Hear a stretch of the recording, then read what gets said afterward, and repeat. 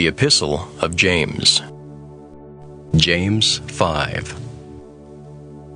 Come now, you rich, weep and howl for your miseries that are coming upon you. Your riches are corrupted, and your garments are moth-eaten.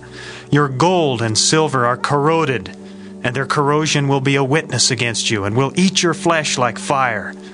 You have heaped up treasure in the last days.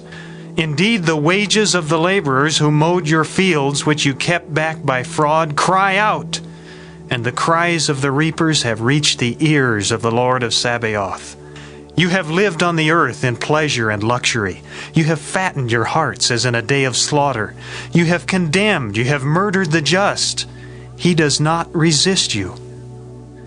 Therefore be patient, brethren, until the coming of the Lord. See how the farmer waits for the precious fruit of the earth, waiting patiently for it until it receives the early and latter rain. You also be patient. Establish your hearts, for the coming of the Lord is at hand. Do not grumble against one another, brethren, lest you be condemned. Behold, the judge is standing at the door. My brethren, take the prophets who spoke in the name of the Lord as an example of suffering and patience. Indeed, we count them blessed who endure. You have heard of the perseverance of Job and seen the end intended by the Lord, that the Lord is very compassionate and merciful. But above all, my brethren, do not swear, either by heaven or by earth or with any other oath. But let your yes be yes, and your no, no, lest you fall into judgment. Is anyone among you suffering? Let him pray. Is anyone cheerful? Let him sing psalms. Is anyone among you sick?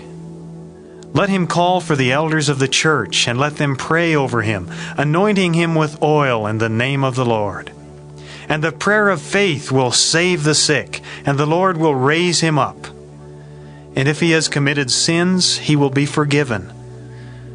Confess your trespasses to one another, and pray for one another, that you may be healed.